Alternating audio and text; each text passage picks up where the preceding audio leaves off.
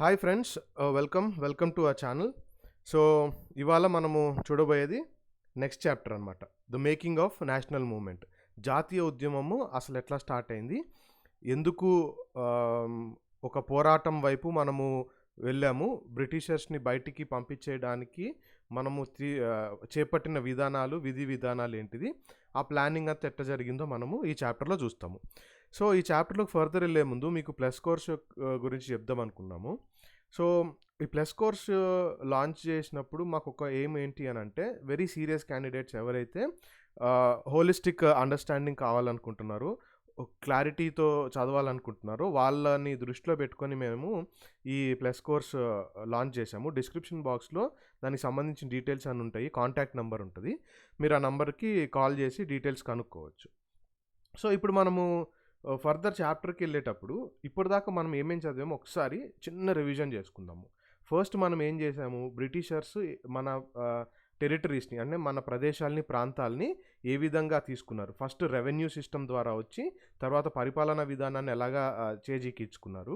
తర్వాత వాళ్ళు పాటించినటువంటి administrative institutions, అంటే వాళ్ళు తీసుకొచ్చినటువంటి పరిపాలనా వ్యవస్థలు, తర్వాత కొత్త చట్టాలు, న్యూ లాస్ ఏ విధంగా ఉన్నాయో చూసాము. తర్వాత వాళ్ళు తీసుకొచ్చినటువంటి ఈ చట్టాలు, ఈ పరిపాలనా విధానము పీజెంట్స్ అంటే రైతులు, తర్వాత ట్రైబల్స్, గిరిజనుల జీవితాల్లో ఏ విధమైన ఎఫెక్ట్ వచ్చింది. తర్వాత ఎడ్యుకేషనల్ సిస్టమ్ ఎట్లా చేంజెస్ వచ్చినాయి ఎడ్యుకేషన్ సిస్టంలో, ఏంజలిసిస్ట్, ఓరియంటలిస్ట్ అని చదువుకున్నాం కదా అది. తర్వాత ఉమెన్ పరిస్థితి ఎట్లా ఉండేది, సతీ ఏ విధంగా పాటించేవాళ్ళు, చైల్డ్ మ్యారేజెస్, చైల్డ్ రీమ్యారేజెస్ వైపు సంస్కరణ ఏ విధంగా వచ్చినాయి, చట్టాలు ఏంటి అవి చూసాము. తర్వాత ఏంటి, కాస్ట్ సిస్టంలో ఉండే డిస్క్రిమినేషన్, వివక్షను చూసాము. కాస్ట్ సిస్టమ్ని తీసివేయడానికి, మరి ముఖ్యంగా అన్టచబిలిటీని అంటే అంటరానితనాన్ని తీసివేయడానికి మన సంస్కర్తలు ఏ విధంగా పోరాడారో కూడా చూసాం మనము. సోషల్ అండ్ రిలీజియస్ రిఫార్మ్స్, మనము సామాజిక పరమైనటువంటి, మతపరమైనటువంటి సంస్కరణలు కూడా చాలా వరకు వచ్చినాయి అప్పుడు. ఆ తర్వాత 1857 రివోల్ట్, సిపాయి మ్యూటినీ అని చెప్తాం కదా, తిరుగుబాటు, అవన్నీ ఆ తర్వాత ఎట్లాంటి పరిస్థితులకు వచ్చింది, అప్పటి నుంచి ఈస్ట్ ఇండియా కంపెనీ చేతిలో నుండి బ్రిటిష్ గవర్నమెంట్ చేతిలోకి ఏ విధంగా పరిపాలన వెళ్ళిందో మనం చూసాము. అదే టైంలో మన క్రాఫ్ట్స్, ఇండియన్ కాటన్ టెక్స్టైల్స్, తర్వాత సిల్క్కి ఎంత డిమాండ్ ఉండేది, రాను రాను మెషిన్స్ వచ్చి, ఇండస్ట్రియల్ రెవల్యూషన్ వచ్చి ఏ విధంగా మారింది, కొత్త ఇండస్ట్రీస్ ఎట్లా వచ్చినాయో ఇవన్నీ చూసాం మనం ఇప్పటిదాకా. సో ఈ చాప్టర్లో మనము మరి ముఖ్యంగా డీల్ చేయబోయేది మోస్ట్ ఇంపార్టెంట్ థింగ్ ఏంటంటే, మన నేషనల్ మూమెంట్ అంటే ఇండిపెండెన్స్ వైపు మనము చేపట్టినటువంటి ఆ స్టెప్స్ ఎట్లా ఉన్నాయి, మనం చేపట్టినటువంటి పోరాటాలు ఏ విధంగా ఉన్నాయి, ఎవరి నాయకత్వం వహించారు, ఏ విధమైన పోరాటాలు చేశారు ఏంటిది, ఇవన్నీ మనము ఇప్పుడు అర్థం చేసుకుందాం అనమాట. సో ఎమర్జెన్స్ ఆఫ్ నేషనలిజం, ఈ జాతీయ భావం అనేది ఏదైతే ఉందో అది అసలు ఎలా పుట్టుకొచ్చిందో మనము ఇప్పుడు అర్థం చేసుకుందాం. సో ఎలా పుట్టుకొచ్చింది అని అంటే, ఫస్ట్ ఒక క్వశ్చన్ వేసుకుందాం మనము. సో మోస్ట్ ఇంపార్టెంట్ క్వశ్చన్ మనం వేసుకునేది ఏంటి అని అంటే, అసలు ఈ దేశం ఎవరిది, ఎవరు ఉండాలి ఏంటి అనేది మనం వేసుకుంటే, దేశం మనది. భారతీయులుగా ఇక్కడ పుట్టి భారతీయులుగా మనము ఇండియాలో జీవిస్తూ ఉన్నాము. ఇది మనది. ఇండియాలో ఉండే ప్రజలందరిది. ఎవరు ఎలా ఇండియాలో ఉండే ప్రజలందరిది. వాళ్ళు ఏ కాస్ట్కి సంబంధించినా కానీ, ఏ తెగకి సంబంధించిన వాళ్ళైనా కానీ, ఏ కులం వాళ్ళైనా కానీ, ఏ భాష మాట్లాడుతున్నా, మెన్ అయినా, ఉమెన్ అయినా, ఇంకెవరైనా, అంటే ఇది భారతదేశంలో పుట్టి ఈ ఇంటర్నల్గా ఈ డిఫరెన్సెస్ ఎవరికున్నా కానీ వాళ్ళకి సంబంధించినటువంటి దేశం మనది. అదే. సో ఆ విధంగా ఉన్నప్పుడు ఈ రిసోర్సెస్, మనకున్నటువంటి వనరులు ఏవైతే ఉన్నాయో, తర్వాత ఇక్కడ ఉన్నటువంటి వ్యవస్థలు ఏవైతే ఉన్నాయో ఎవరు వాడుకోవాలి, మనం వాడుకోవాలి. కానీ బ్రిటిషర్స్ వ్యాపారం కోసం వచ్చి తర్వాత ఏమైంది, వాళ్ళ లబ్ధి కోసం వాడుకున్నారు, వాళ్ళ యొక్క ప్రాఫిట్స్, వాళ్ళ లాభాలు చూసుకున్నారు, వాళ్ళ పరిపాలనా వ్యవస్థ ఎస్టాబ్లిష్ చేశారు. సో ఈ పరిస్థితుల్లో అందరికీ ఈ క్వశ్చన్ రేజ్ అయింది, మన భారతదేశము, మనము పుట్టి పెరిగిన దేశము, ఇక్కడ మనం పరిపాలించుకొని మనం వాడుకోవాలి కానీ రిసోర్సెస్, వాళ్ళు రావడం ఏంటి అనే ఒక ప్రశ్నతో స్టార్ట్ అయిందనమాట ఈ జాతీయ భావం అనేది. సో ఈ అవేర్నెస్, కాన్షియస్నెస్ ఏదైతే ఉందో, ఈ అవగాహనతో కొన్ని పొలిటికల్ అసోసియేషన్ స్టార్ట్ అయినాయి అనమాట. ఇప్పుడు 1850s తర్వాత ఈ పర్టికులర్ ఆలోచన వచ్చి కొన్ని పొలిటికల్ ఆర్గనైజేషన్ స్టార్ట్ అయినాయి. ఆ అసోసియేషన్స్ స్టార్ట్ చేసిన వాళ్ళు ఎవరు అని అంటే అప్పుడు English educated professionals and lawyers ఎవరైతే ఉన్నారో ఇప్పుడు అప్పట్లో ఏంటంటే 1850 వరకు చాలా కొంతమంది భారతీయులకి ఈ పర్టికులర్ ఎడ్యుకేషన్ యాక్సెస్, తర్వాత పెద్ద పెద్ద ఆఫీసెస్కి వీటికి వెళ్ళడము, తర్వాత పెద్ద ఆఫీసర్స్గా లాయర్స్గా చదువుకోవడము, ఇది కొంతమందికే యాక్సెస్ ఉండేదన్నమాట. ఆ విధంగా ఎడ్యుకేషన్ సంపాదించినటువంటి కొంతమంది చదువుకున్న వాళ్ళు ఏం చేశారు అని అంటే లాయర్స్ అప్పట్లో ఎక్కువ చాలామంది లా చదివేవాళ్ళు అనమాట. సో వాళ్ళు కొన్ని అసోసియేషన్స్ ఆర్గనైజేషన్ స్టార్ట్ చేశారు. అందులో ముఖ్యమైనవి ఏంటి అంటే పూనా సార్వజనిక్ సభ, తర్వాత ద ఇండియన్ అసోసియేషన్, తర్వాత ద మద్రాస్ మహాజన్ సభ, తర్వాత బాంబే ప్రెసిడెన్సీ అసోసియేషను, ఆ తర్వాత ఆఫ్కోర్స్ అందరికి తెలిసిందే ఇండియన్ నేషనల్ కాంగ్రెస్. సో మీకు నేను ఇక్కడ ఇచ్చేటువంటి చిన్న అసైన్మెంట్ ఏంటంటే ఈ ఆర్గనైజేషన్స్ అసోసియేషన్స్ ఏవైతే ఉన్నాయో వీటి యొక్క ఫౌండర్స్ ఎవరో మీరు కామెంట్ సెక్షన్లో రాయండి క్లియర్గా. సో అది మా ఎగ్జామ్ పాయింట్ ఆఫ్ వ్యూలో కూడా చాలా ఇంపార్టెంట్ తెలుసుకోవడం, ఎవరు స్థాపించారు, ఎవరు ఫస్ట్ ప్రెసిడెంట్ అది అని. సో ఇక్కడ సావర్నిటీకి మీనింగ్ ఉందన్నమాట. సావర్నిటీ అంటే తెలుగులో మనం సార్వభౌమాధికారం అంటాం కదా. సో దాని అర్థం ఏంటంటే సావర్నిటీ అనేది, సో మన భారతదేశం యొక్క పరిపాలన ఎలా ఉండాలి, మన ప్రభుత్వాలు ఎలాగా పనిచేయాలి ఏంటి అనేది మనమే డిసైడ్ చేసుకుంటాము, వేరే వాళ్ళ ఇంటర్ఫియరెన్స్ లేకుండా. బయట దేశాలు కానీ, బయట రాజ్యాలు కానీ, బయట కంట్రీస్ ఏమీ చెప్పకుండా మనమే డిసైడ్ చేసుకోవడం అనమాట, వేరే వాళ్ళ ఇంటర్ఫియరెన్స్ లేకుండా. దాన్ని సావర్నిటీ అంటాం అన్నమాట. సో వాళ్ళు ఏ విధమైనటువంటి వర్క్ స్టార్ట్ చేశారు అని అంటే, వాళ్ళు స్టార్ట్ చేసిన వర్క్ వెనకాల ఉండే ఐడియా ఏంటి అంటే పీపుల్ షుడ్ బి సావరిన్, అంటే ప్రజలు ఎవరైతే ఉన్నారో వాళ్ళకి సార్వభౌమాధికారం ఉండాలి. ఇప్పుడు ఇందాక మనం పైన అంత చదువుకున్న అవగాహన ఏదైతే ఉందో, మన దేశం మన పరిపాలన మనం పరిపాలించుకోవాలి అనే అవగాహన ఏదైతే ఉందో అది ఈ కొత్త రకమైన ఆ పర్టికులర్ అవగాహన మనకి ఈ జాతీయ భావం ఏ విధంగా స్టార్ట్ అవ్వాలి, జాతీయ భావం వైపు తీసుకెళ్ళిందనమాట.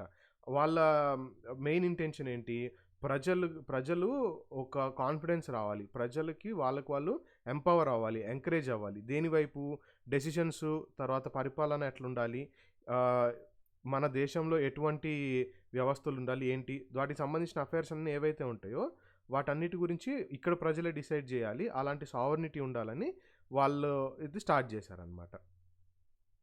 సో ఈ అవగాహన ఎప్పటి నుంచి స్టార్ట్ అయింది అని అంటే, ఫస్ట్ వాళ్ళకి dissatisfaction with British rule intensified. British పరిపాలనా విధానాన్ని బట్టి వాళ్ళకి అసంతృప్తి కలిగిందనమాట. సో ఎందుకు ఆ అసంతృప్తి కలిగింది అనేది మనము ఇక్కడ కొన్ని ఎగ్జాంపుల్స్ చూద్దాము. సో 1970s 1980sలో వీళ్ళు తీసుకొచ్చినటువంటి ఆర్మ్స్ యాక్ట్, ఆర్మ్స్ అంటే గన్స్, పిస్టల్స్, రివాల్వర్స్, వీటన్నిటికి సంబంధించి ఒక లా తీసుకొచ్చారు. ఆ లా ఏంటి అంటే డిసలవింగ్ ఇండియన్స్ ఫ్రమ్ పొసెసింగ్ ఆర్మ్స్, అంటే ఇండియన్స్ ఎవరైతే ఉన్నారో వాళ్ళు ఈ గన్స్ క్యారీ చేయడము, గన్స్ని ఓన్ చేసుకోవడం, సొంతం చేసుకోవడం మీద నిషేధాన్ని విధించారనమాట. ఏది ఇండియన్స్ మీదే. అక్కడే డిస్క్రిమినేషన్ స్టార్ట్ అయింది. ఆ తర్వాత వెర్నాక్యులర్ ప్రెస్ యాక్ట్. జనరల్గా వెర్నాక్యులర్ అంటే ఏంటంటే లోకల్ లాంగ్వేజ్ని వెర్నాక్యులర్ లాంగ్వేజ్ కానీ వెర్నాక్యులర్స్ అని కానీ అంటాం అనమాట. సో ఈ పర్టికులర్ యాక్ట్ యొక్క ఉద్దేశం ఏంటంటే ఈ లోకల్ లాంగ్వేజెస్లో పబ్లిష్ అయ్యే న్యూస్ పేపర్స్ ఏవైతే ఉంటాయో ఆ పర్టికులర్ న్యూస్ పేపర్స్లో రేజ్ చేసే విషయాన్ని కానీ, వాళ్ళు వేసే ఎడిటోరియల్స్ కానీ ఏవైతే ఉంటాయో వాటిని సైలెన్స్ చేయాలి, అంటే ఆ ఒపీనియన్స్ని అణిచివేయాలి అనేది ఒక ఉద్దేశం అనమాట. ఎందుకు అనంటే ఈ లోకల్ లాంగ్వేజెస్లో ఉండే ఏదైనా ప్రింట్ చేస్తే వాళ్ళకి అర్థం కాదు కదా. బ్రిటిషర్స్కి ఇంగ్లీష్ వచ్చు, లోకల్ లాంగ్వేజ్లో ప్రింట్ చేసింది వాళ్ళకి అర్థం కాదు. అందుకనే ఇన్ కేసు బ్రిటిషర్స్కి వాళ్ళు చేసినటువంటి చట్టాలకి క్రిటికల్గా, గవర్నమెంట్ చేసిన విధానాలకి క్రిటికల్గా అంటే విమర్శించేలాగా ఏదన్నా చట్టాలు తీసుకొస్తారేమో అని చెప్పేసి వీళ్ళు అసలు నిషేధాన్నే కంప్లీట్గా వెర్నాక్యులర్ ప్రెస్నే తీశారు. సో దీన్ని బట్టి ఏంటి అని అంటే యాక్ట్ ప్రకారము గవర్నమెంట్ ఏం చేయొచ్చు, confiscate assets of news paper. ఆ న్యూస్ పేపర్ సంస్థ ఏదైతే ఉందో వాళ్ళ యొక్క ఆస్తులని కాన్ఫిస్కేట్ చేయొచ్చు, అంటే జప్తు చేసేయచ్చు అనమాట. అంటే ఈవెన్ ప్రింటింగ్ ప్రెసెస్ ఏవైతే ఉంటాయో వాటిని కూడా తీసుకెళ్ళిపోవచ్చు. ఎప్పుడు ఈ న్యూస్ పేపర్స్ గవర్నమెంట్కి అబ్జెక్షనబుల్గా అనిపిస్తే చాలు ఈ న్యూస్ పేపర్స్ని నిషేధించడము, వాళ్ళ అసెట్స్ని జప్తు చేయడం, ఇట్లాంటివి తీసుకురావచ్చు అనమాట. Next Ilbert bill controversy. So ఈ ఇల్బర్ట్ బిల్ కాంట్రవర్సీ ఏంటి అని అంటే ఈ బిల్‌లో వచ్చినటువంటి ప్రొవిజన్ ఏంటి అనంటే it provided for the trial of British or European persons by Indians. అంటే ఇండియన్స్‌ని ఒక జడ్జ్ పొజిషన్‌లో గానీ, మెజిస్ట్రేట్ పొజిషన్‌లో గాని ఉంచి యూరోపియన్స్, బ్రిటిషర్స్ ఎవరు తప్పు చేసినా గానీ వాళ్ళని శిక్షించే అధికారం ఉన్నదనమాట. సో ఈ బిల్ ప్రకారం ఏంటంటే sought equality between British and Indian judges. Indian judges, British judges వాళ్ళందరి మధ్యలో ఆమ్, సమానత ఉండేలాగా ఉందన్నమాట. కానీ దాన్ని ఇక్కడ ఒప్పుకోలేదన్నమాట. ఈ బ్రిటిషర్స్ ఒప్పుకోకపోవడం వల్ల, ఆ కాంట్రవర్సీ వల్ల వాళ్ళు జాతిపరంగా వాళ్ళకున్నటువంటి యాటిట్యూడు, వాళ్ళకున్నటువంటి ఒపీనియన్ ఏంటో మనకు అర్థమైంది. సో ఈ విధమైన పరిస్థితుల్లో, ఇటువంటి సందర్భాల్లో మనకి ఈ జాతీయ భావము, జాతీయ ఉద్యమం ఎత్తాలి, ప్రజల్లోకి తీసుకెళ్ళాలి అనేది ఒక ఆలోచన వచ్చిందనమాట. సో ఆ విధంగా ఒక జాతీయ ఉద్యమంకి ఫస్ట్ ఒక విత్తనాలు వేశారు అక్కడ. సో ఈ సందర్భాల్లో అందరూ అనుకున్నది ఏంటి అనంటే, ఒక ఆల్ ఇండియా ఆర్గనైజేషన్ ఉండాలి, ఒక నేషనల్ లెవెల్లో, ఆల్ ఇండియా లెవెల్లో ఒక ఆర్గనైజేషన్ ఉండాలి. ఆర్గనైజేషన్ ఒక వెల్ ఎడ్యుకేటెడ్ పీపుల్ ఉంటే ఈ బ్రిటిష్ ప్రభుత్వం ఏదైతే ఉందో, భారతదేశాన్ని పరిపాలిస్తున్న ప్రభుత్వము, వాళ్ళు తీసుకునే చర్యలు, వాళ్ళు తీసుకొచ్చేటువంటి చట్టాలు, వీటి మీద అవగాహన తీసుకొచ్చి ప్రజల్లోకి మరింత బాగా వెళ్ళొచ్చు అనేది ఒక వాళ్ళకి ఆలోచన ఉందన్నమాట. సో అలాగా స్థాపించబడిన ఆర్గనైజేషనే ది ఇండియన్ నేషనల్ కాంగ్రెస్. ఎప్పుడు స్టార్ట్ అయింది? 1885 డిసెంబర్లో స్టార్ట్ అయింది. దీని ఫౌండర్ ఎవరు? అది మీరు కామెంట్ సెక్షన్లో పెట్టాలన్నమాట. సో అప్పుడున్న దీని మెంబర్స్ ఎవరెవరు అని అంటే, దాదాబాయి నౌరోజీ, ఫిరోజ్ షా మెహతా, బద్రుద్దీన్ త్యాబ్జీ, ఉమేష్ చంద్ర బెనర్జీ, సురేంద్రనాథ్ బెనర్జీ, ఆర్సి దత్, సుబ్రహ్మణ్యం అయ్యర్. వీళ్ళందరూ ఏంటంటే ఫస్ట్ ఇండియన్ నేషనల్ కాంగ్రెస్ యొక్క ఫౌండింగ్ మెంబర్స్. అంటే అది దాన్ని స్థాపించబడినప్పుడు స్టార్టింగ్లో ఉన్నటువంటి మెంబర్స్ అనమాట వీళ్ళందరూ. సో వీళ్ళల్లో దాదాబాయి నౌరోజీ అనే ఆయన చాలా పెద్ద బిజినెస్ మ్యాన్ అండ్ పబ్లిసిస్ట్ అనమాట. అంటే జనరల్గా పబ్లిసిటీ ఇవన్నీ చేస్తూ ఉంటారు. ఆయన లండన్లో ఉండేవాడు అనమాట. ఆ టైంలో ఆయన బ్రిటిష్ పార్లమెంట్లో ఇక్కడ ఉన్నటువంటి ఇండియన్ నేషనలిస్ట్ ఎవరైతే ఉంటారో ఆయన అక్కడి నుంచి గైడ్ చేయడం కానీ, బాగా చదువుకున్న వ్యక్తి. సో దాదాబాయి నౌరోజీకి ఇంకొక పేరు ఉంటుంది అనమాట. ఆయనకి ఒక బిరుదు అనుకోండి, ఆయన ఇంకో విధంగా కూడా పిలుస్తారు. అదేంటో కూడా మీరు కామెంట్ సెక్షన్లో పెట్టండి. సో ఈ సిచ్యువేషన్లో రిటైర్డ్ బ్రిటిష్ ఆఫీషియల్ ఏవో Hume also played a part in bringing Indians from a various regions together. So ఇక్కడ మీకు అర్థమైపోయి ఉండాలి ఇండియన్ నేషనల్ కాంగ్రెస్ స్థాపించింది ఎవరు. సో ఈ విధంగా ఒక ఆర్గనైజ్డ్ మూమెంట్, ఒక ఆర్గనైజ్డ్ ఉద్యమం, ఒక పద్ధతి, ప్రక్రియ, ఒక ప్లాన్ ద్వారా ఆర్గనైజ్డ్గా బ్రిటిషర్స్ చేసే పనులని ప్రశ్నించడము, తర్వాత ఆ విధంగా బ్రిటిషర్స్ వాళ్ళని పరిపాలిస్తున్నారు కదా, వాళ్ళ దగ్గర నుంచి ఇండియన్స్ యొక్క ట్రీట్మెంట్ కరెక్ట్గా ఉండాలి, ఇండియన్స్ యొక్క సార్వభౌమాధికారాలని అప్హోల్డ్ చేసేలాగా వాళ్ళ పరిపాలన ఉండాలి అనే దిశగా ప్రయాణించాలనేది అప్పుడు ఎస్టాబ్లిష్ చేసినటువంటి ఈ ఆర్గనైజేషన్స్ యొక్క ఉద్దేశం అన్నమాట. So a nation in the making అంటే ఒక దేశం, ఒక కంట్రీ ఏ విధంగా ఫామ్ అయింది. బేసికలీ కంట్రీ అంటే, నేషన్ అంటే చిన్న డిఫరెన్స్ చెప్తాను మీకు, అర్థం చేసుకోండి. సో ఒక కంట్రీ అని అన్నారనుకోండి, అదేంటంటే జాగ్రఫికల్ ఏరియా అట్లా వస్తుంది. ఒక నేషన్ అని అంటే అది ఆ కంట్రీ యొక్క ఆత్మ, ఆ కంట్రీ యొక్క ప్రజలు, అదొక ఫీలింగ్ అనమాట. ఫీలింగ్. నేషన్ అంటే ఇట్స్ అ ఫీలింగ్, కంట్రీ అంటే ఇట్స్ అ జాగ్రఫికల్ ఏరియా. అట్లా అర్థం చేసుకోండి ఎప్పుడైనా. You are an Indian citizen అంటే నువ్వు ఇండియాకి సంబంధించిన వ్యక్తివి, ఇండియాలో ఒక సిటిజన్షిప్ ఉంది నీకు. ఐ మీన్ ఇండియన్ నేషనల్ అన్నావంటే నీకులో జాతీయ భావాలు ఉన్నట్టు. సో అట్లా అనమాట, ఆ డిఫరెన్స్ మీరు అర్థం చేసుకోండి. సో ఇప్పుడు మనం ఫర్దర్ చాప్టర్లోకి వెళ్ళే ముందు మీకు ఒక కథలాగా చెప్తాను ఇదంతా. సో మనకి కథ అని వెంటనే కొన్ని పాత్రలు ఉంటాయి కదా, అవి ఇప్పుడు పరిచయం చేస్తా. ఫస్ట్ మన ఫ్రీడమ్ స్ట్రగుల్లో ఇండియన్స్ ఉంటారు. ఇండియన్స్లో ఈ ఎడ్యుకేటెడ్ ఇండియన్స్ ఉన్నారు కదా, వీళ్ళు ఒక గ్రూప్ ఉన్నారు. నార్మల్ పీజెంట్స్, నార్మల్ పీపుల్, వీళ్ళందరూ వేరు. సో మొత్తం ఇండియన్స్ అందరిని ఒక ఇదిగా పెట్టుకోండి. నెక్స్ట్ బ్రిటిషర్స్ అదొక పాత్ర అనుకోండి. సో వీళ్ళ మధ్యలో ఒక ఎటువంటి ప్రయత్నాలు జరిగిన సన్నివేశాలు ఏంటో ఇప్పుడు అర్థం చేసుకుందాం. సో ఇండియన్స్లో పోరాటాన్ని ముందుకు తీసుకెళ్లే వాళ్ళలో ఫస్ట్ మనకి 3 ఫేజెస్ ఉంటాయి. అది తెలుసుకోవాలి మీరు. ఇండియన్ ఫ్రీడమ్ స్ట్రగుల్‌లో 3 ఫేజెస్. ఒకటి మోడరేట్ ఫేజ్ అనమాట. రెండోది ఎక్స్‌ట్రీమిస్ట్ ఫేజ్. మూడోది గాంధీయన్ ఫేజ్. సో, ఈ 3 ఫేజెస్ ఏంటి అనేది మీరు అర్థం చేసుకోవాలి. మనము మెల్లగా మోడరేట్ ఫేజ్ గురించి చూద్దామనమాట. సో, ఎప్పుడైతే 1885లో ఈ పర్టిక్యులర్ ఆర్గనైజేషన్ స్టార్ట్ అయిందో అప్పుడు ఈ నేషనల్ మూవ్‌మెంట్‌ని ముందుకు తీసుకెళ్ళిన వాళ్ళందరినీ మోడరేట్స్ అంటామనమాట. సో, వీళ్ళ ఆబ్జెక్టివ్ ఏంటి? Demand a greater voice for Indians. నేను ఇందాక చెప్పా కదా! గవర్నమెంట్ పరిపాలనలో గానీ, లేదా అడ్మినిస్ట్రేషన్‌లో గానీ, ఈ వ్యవహరణ విషయాలన్నిటిలో ఇండియన్స్‌కి పెద్దపీట వేయాలి అనేది వాళ్ళ ఉద్దేశము. ఇంకోటేంటి అనంటే wanted legislative councils to be made more representative. అంటే లెజిస్లేటివ్ కౌన్సిల్స్ ఏవైతే ఉంటాయో అప్పుడు వాటిలో ఎక్కువ ప్రాతినిధ్యం వహించేలాగా ఉండాలి. అంటే నామినేటెడ్, అపాయింటెడ్ పోస్ట్ కాకుండా ప్రాతినిధ్యం వహించే అంటే ప్రజలన్నీ ప్రాతినిధ్యం వహించేటువంటి వ్యవస్థలుగా ఉండాలి అనేది వాళ్ళ వాళ్ళ వాదన. ఇంకోటి ఏంటి అనంటే ఈ రిప్రజెంటేటివ్‌గా ఉండడమే గాకుండా వాటికి మోర్ పవర్ ఇవ్వాలి. ఎవరికి మోర్ పవర్ ఇవ్వాలి? ప్రావిన్సెస్‌కి. ప్రావిన్సెస్ అంటే స్టేట్స్ అనుకోండి. స్టేట్స్‌గా ఉండే వాటికి ఎక్కువ ప్రాధాన్యత ఇవ్వాలి అనేది ఒకటి. తర్వాత ఇంకో డిమాండ్ ఏంటి? ఇండియన్స్‌ని హై పొజిషన్స్‌లో, గవర్నమెంట్‌లో హై పొజిషన్స్‌లో ఉంటారు గదా! Administrative officers. ఇప్పుడు మనం ఐఏఎస్ అనుకున్నవి ఇప్పుడు మనము ఇండియన్ అడ్మినిస్ట్రేటివ్ సర్వీస్ అంటున్నాం. అప్పుడు సివిల్ సర్వీస్ అనేవాళ్ళనమాట. సో, ఈ హై పొజిషన్స్‌లో ఇండియన్స్ ఉండాలి గదా! అందుకని ఈ సివిల్ సర్వీసెస్ ఎగ్జామినేషన్స్ ఏవైతే ఉంటాయో వాటిని ఉట్టి లండన్‌లో ఎగ్జామ్ కండక్ట్ చేయడమే గాకుండా ఇండియాలో గూడా కండక్ట్ చేస్తే ఇండియన్స్ గూడా ఆ పొజిషన్స్‌లోకి వెళ్తారు గదా! అనేది ఈ మోడరేట్స్ యొక్క ఇంకొక డిమాండ్ అనమాట. ఆ తర్వాత ఏంటి? Demand for Indianization of administration. అంటే ఈ అడ్మినిస్ట్రేషన్ వ్యవస్థలు ఏవైతే ఉంటారో, సపోజ్ ఇప్పుడు ఐఏఎస్ ఆఫీసర్లు లేదా వేరే ఎంఆర్ఓస్ వీళ్ళందరూ ఉంటారు కదా! అంటే వాటి ఈక్వలెంట్ పోస్ట్స్ అప్పుడు వేరుండేవి. సో, వాళ్ళ డిమాండ్ ఏంటి అనంటే ఈ పర్టిక్యులర్ అడ్మినిస్ట్రేషన్‌లో ఏంటి అనంటే ఇండియన్స్‌కి ఎక్కువ పెద్దపీట వేయాలి. ఇండియన్స్‌ని రిక్రూట్ చేసుకోవాలనేది వీళ్ళ ఉద్దేశం అనమాట. వీళ్ళ యొక్క డిమాండ్ అప్పుడు.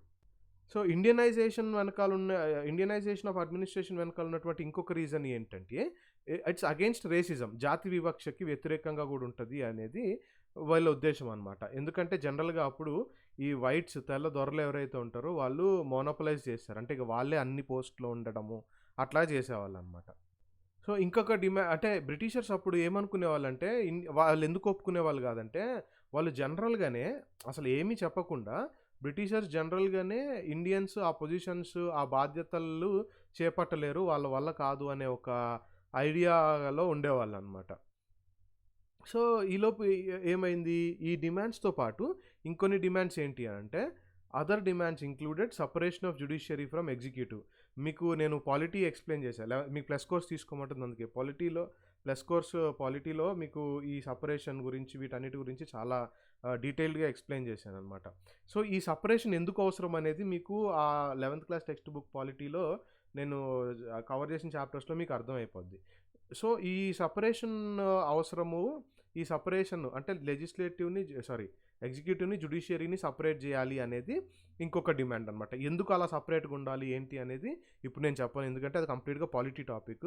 ప్లస్ కోర్స్‌లో మీకు కవర్ చేశాను నేనది. ఆ తర్వాత ఇంకో డిమాండ్ ఏంటి? Repeal of arms act. మనం ఆర్మ్స్ యాక్ట్ గురించి చదివాం కదా! దాని యొక్క రిపీలింగ్ అంటే ఏంటంటే ఆ పర్టిక్యులర్ చట్టాన్ని కొట్టివేయడం అనమాట. తీసివేయడము. అదే కాకుండా freedom of speech and expression. So, స్వేచ్ఛ ఉండాలి. మన భావాల్ని వ్యక్తపరుచుకునేటువంటి స్వేచ్ఛ ఉండాలి అనేది ఇంకొకటనమాట. జనరల్‌గా ఈ పర్టిక్యులర్ ఫ్రీడమ్ లేకుండా చేసిందేంటిది? వెర్నాక్యులర్ ప్రెస్ యాక్ట్ అనమాట. సో, ఆ విధంగా వీళ్ళు ఇన్ని డిమాండ్స్ తీసుకొచ్చారు. అంటే వ్యవస్థలో భాగంగా ఉండే వీళ్ళు డిమాండ్స్ తీసుకొచ్చారు. అంతేగాని స్ట్రైక్స్ గానీ, హర్తాల్స్ గానీ, రాస్తారోకోలు గానీ కొంచెం హింసాత్మకంగా ఎప్పుడు వెళ్ళలేదనమాట. సో, అది దాని గురించి మనం నెక్స్ట్ వీళ్ళు మోడరేట్స్ అంటారు అందుకని వీళ్ళని. సో, ఆ తర్వాత ఇంకొన్ని విషయాలేంటి? ఇప్పటిదాకా మనము జనరల్‌గా వాళ్ళు చేసినటువంటి చట్టాల మీద మనకున్నటువంటి అబ్జెక్షన్స్ ఏంటి? దానికి అగెయిన్స్ట్‌గా ఏం చేసాం? మన డిమాండ్స్ వాటి పరంగా ఉన్నాయి. ఇప్పుడు నెక్స్ట్ ఏంటంటే ఎకనామిక్ ఇష్యూస్ అంటే ఆర్థికపరమైన విషయాలు గూడా రైజ్ చేశారు. అప్పుడు కాంగ్రెస్ అప్పటికే స్థాపించబడింది కాబట్టి ఇండియన్ నేషనల్ కాంగ్రెస్. సో ఏమని డిక్లేర్ చేశారంటే, ఈ డిక్లేర్ దట్ బ్రిటిష్ వాళ్ళ పరిపాలన ఏదైతే ఉందో అది మనకి పావర్టీ అండ్ ఫ్యామిన్స్, అంటే పావర్టీ అంటే దారిద్ర్యము, తర్వాత ఫ్యామిన్స్ అంటే కరువు తీసుకొచ్చింది అని అంటారనమాట. ఎందుకు ఆ విధంగా అంటే ల్యాండ్ రెవెన్యూని ఇంక్రీజ్ చేశారు. ల్యాండ్ రెవెన్యూని ఇంక్రీజ్ చేయడం వల్ల అంటే కట్టాల్సిన పన్ను ఎక్కువ ఉంది. ఇప్పుడు అంతకుముందు పేషెంట్స్ ఎవరైతే ఉన్నారో వాళ్ళు అసలు ఎవరికి పన్ను కట్టాల్సిన అవసరం లేదు. వాళ్ళ పొలం వాళ్ళు దున్నుకుంటున్నారు, వచ్చిన పంటని వాళ్ళు సాగు చేసుకుంటున్నారు, అమ్ముకుంటున్నారు, తింటున్నారు. కానీ ఇప్పుడు ఎప్పుడైతే ఈ ల్యాండ్ రెవెన్యూ సిస్టమ్ వచ్చిందో వీళ్ళు బ్రిటిషర్స్కి కొంత పన్ను కట్టుకోవాల్సి ఉంటుంది కదా, జమీందార్ ద్వారానో లేదా రాయత్వారీ సిస్టమ్ ద్వారానో. ఇవి కూడా మనం ప్రీవియస్ చాప్టర్స్లో డిస్కస్ చేసాము. సో ఆ విధంగా వీళ్ళు కట్టుకోవడం వల్ల వీళ్ళకి ఏంటంటే వీళ్ళ దగ్గర ఎక్కువ డబ్బులు లేకుండా పోయినాయి అనమాట. సో ఆ విధంగా పావర్టీ వచ్చింది.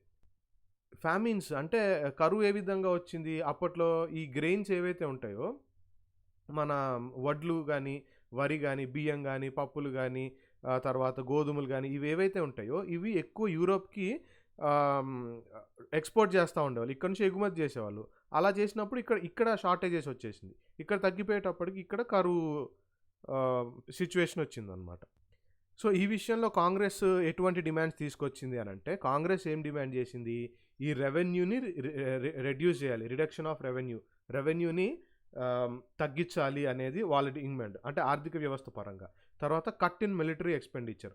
అప్పుడు మిలిటరీ ఎక్స్పెండిచర్కి వాళ్ళు ఈ సెక్యూరిటీ పరంగా మిలిటరీ ఎక్స్పెండిచర్కి ఎక్కువ అంటే బడ్జెట్లో అప్పుడు ఎక్కువ కేటాయిస్తూ ఉండేవాళ్ళు, అది తగ్గించుకోవాలి అని చెప్పారు. అదే కాకుండా ఎక్కువ ఫండ్స్ని ఇరిగేషన్కి, అంటే భూమి సాగు చేయడానికి కావాల్సినటువంటి వాటర్ రిసోర్సెస్ ఇరిగేషన్కి వాడమని చెప్పారనమాట. ఇంకొన్ని ఏం చేశారు, కొన్ని రెజల్యూషన్స్ పాస్ చేశారు. ఇండియన్ నేషనల్ కాంగ్రెస్లోనే రెజల్యూషన్స్ ఏం పాస్ చేశారు అని అంటే సాల్ట్ ట్యాక్స్ ఉండేదన్నమాట. ఈ సాల్ట్ ట్యాక్స్కి అగేన్స్ట్గా మనకి డండి మార్చ్ గురించి వస్తుంది, అది కూడా ఫర్దర్ చాప్టర్లో తెలుసుకుంటాము. సో ఈ సాల్ట్ ట్యాక్స్ తగ్గించాలి అనేది. తర్వాత ఇండియన్ లేబరర్స్, అప్పటికి మీకు చెప్పాం కదా, ఇండియన్ లేబరర్స్ ప్రీవియస్ చాప్టర్స్ చెప్పుకున్నాము, ప్లాంటేషన్ వర్క్స్కి కింద ప్లాంటేషన్లో వర్కర్స్గా ఉండడం కోసం వేరే దేశాలకు వెళ్ళారని ప్రీవియస్ చాప్టర్లో చెప్పుకున్నాము. అలాగా ఫారెన్లో ఉండే లేబరర్స్ యొక్క ట్రీట్మెంట్ సరిగ్గా లేదు అనే విషయాన్ని కూడా వాళ్ళు రేజ్ చేశారనమాట. ఆ విషయాన్ని కూడా వాళ్ళ రెజల్యూషన్స్లో తీసుకొచ్చారు. ఆ తర్వాత sufferings of forest dwellers, tribals forest laws ఏ విధంగా ఉన్నాయో మనం ప్రీవియస్ చాప్టర్స్లో చూసాము. సో ఆ విషయంలో కూడా వీళ్ళు రెజల్యూషన్స్ తీసుకొచ్చారు.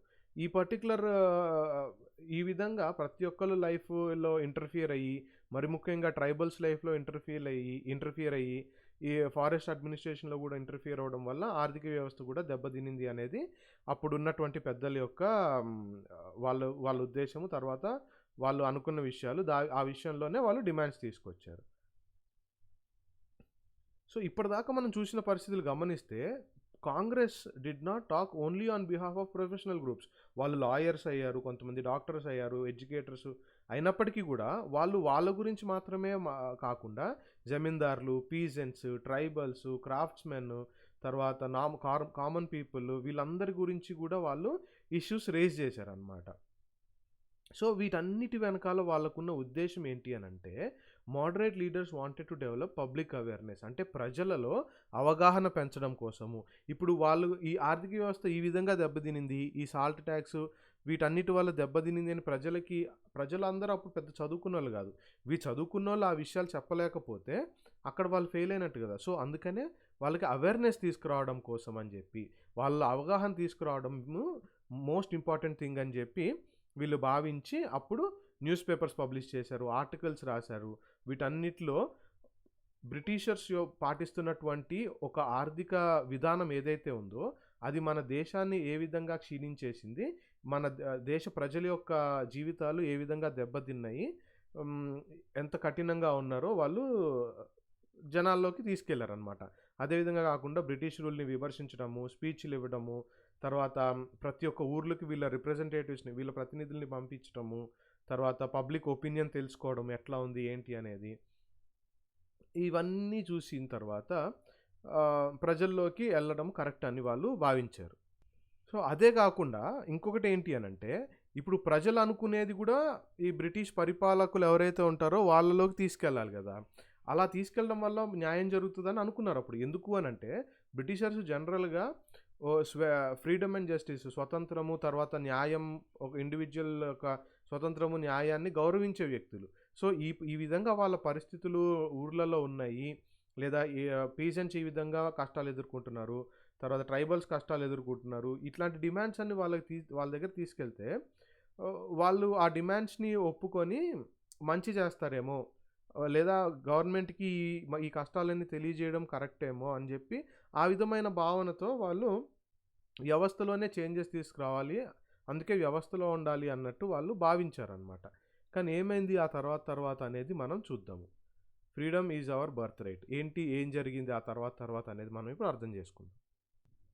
నెక్స్ట్ మనము మన జాతీయ ఉద్యమంలో ఒక డ్రాస్టిక్ షిఫ్ట్ చూడబోతున్నాము.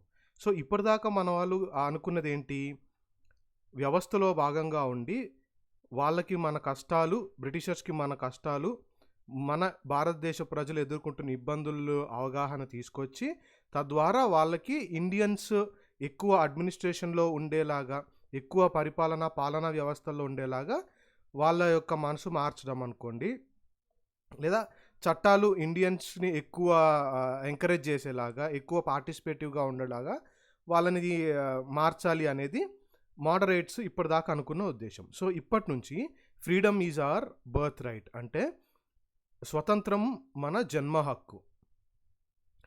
సో, ఇప్పటిదాకా ఏమైంది? బై 1890s కల్లా మనోళ్ళు ఇంకా ప్రశ్నించడం స్టార్ట్ చేశారు పొలిటికల్ సిస్టమ్. ఎట్లాగా? కాంగ్రెస్ ద్వారా వాళ్ళు ఏం చేశారో చూసాము. తర్వాత ఇప్పుడేమైందంటే బెంగాల్, మహారాష్ట్ర, పంజాబ్లో లాల్ బాల్ పాల్ అని ముగ్గురు త్రయం ఉంటారు కదా, వీళ్ళు బిపిన్ చంద్రపాల్, బాల్ గంగాధర్ తిలక్, లాలా లజపతి రాయ్. వీళ్ళు ఏం చేశారు అని అంటే beginning to explore more radical objectives of and the methods. అంటే ఇప్పటిదాకా వాళ్ళు మోడరేట్స్ పాటించే విధానానికి పూర్తిగా ఆపోజిట్ విధానాలు వెతకడం స్టార్ట్ చేశారనమాట. దేనికి? మన జన్మ హక్కు స్వాతంత్రాన్ని పొందుకోవడానికి. మోర్ రాడికల్ ఆబ్జెక్టివ్స్ అంటే ఎట్లాగా? వాళ్ళని బతిమలాడుకోవడం ఏంటి? మనం ఎదురు తిరిగి మనము ఫైట్ చేసి అవసరమైతే హింసకి కూడా పాల్పడాలి అన్న ఒక ఉద్దేశం అన్నమాట.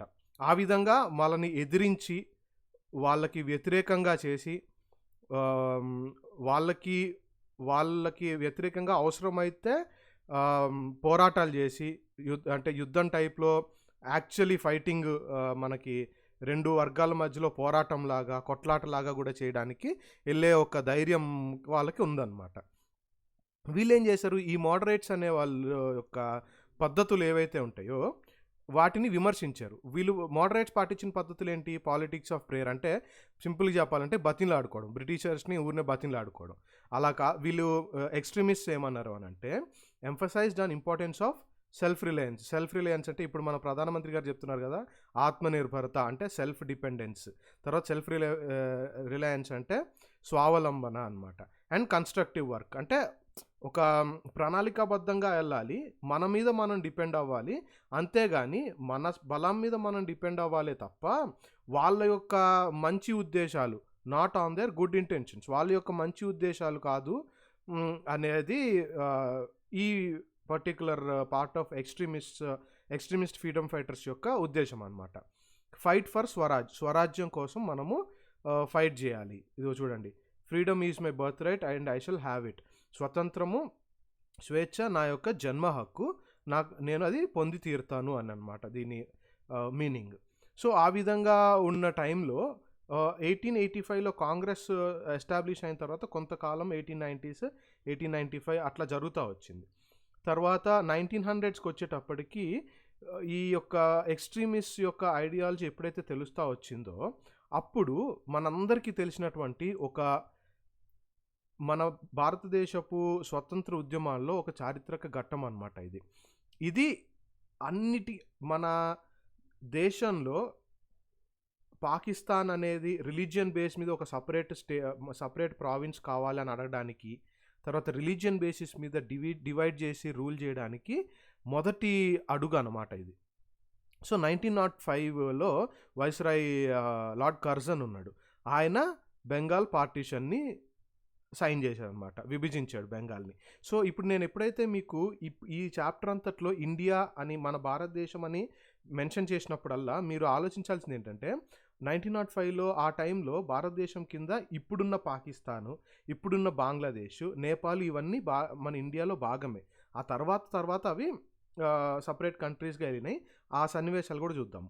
సో, ఇప్పుడు మనకి ఇక్కడ బెంగాల్‌ని పార్టిషన్ చేశాడు. అంటే అంతకుముందు ఆ టైంలో బెంగాల్ అంటే ఏ ప్రాంతాలుండేయంటే ఇప్పుడున్న వెస్ట్ బెంగాల్, ఇప్పుడున్న బంగ్లాదేశ్‌ని ఈస్ట్ బెంగాల్ అనేవాళ్ళు. అది తర్వాత బీహార్‌లో, ఒరిస్సాలో, జార్ఖండ్‌లో కొన్ని ప్రాంతాలు ఆహ్, వి అప్పుడున్న బెంగాల్ ప్రాంతం కిందకొచ్చాయన్నమాట. ఇదిగో చూడండి.